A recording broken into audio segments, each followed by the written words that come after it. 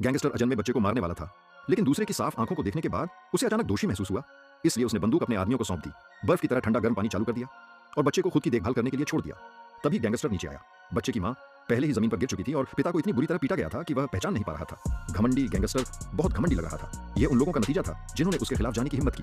लेकिन सौभाग्य से वह एक सिद्धांतवादी व्यक्ति है और कभी भी किसी संरक्षित शव को नुकसान नहीं पहुंचाएगा। वह अपने आदमियों से जाने से पहले शव को साफ करने के लिए कहता है, अन्यथा उसके पास अंतहीन लंच बॉक्स होंगे। जैसे ही वह उठा, मेरा छोटा भाई रसोई में गया, गैस स्टोव चालू किया और गैस टैंक को वॉशिंग मशीन में फेंक दिया।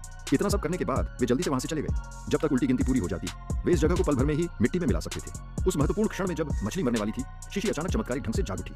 उसने अपने शरीर को जमीन पर हिलाने की कोशिश की और अपने सोए हुए पति को जगाने ही वाली थी कि अचानक उसे ऊपर से मदद के लिए पुकार सुनाई दी।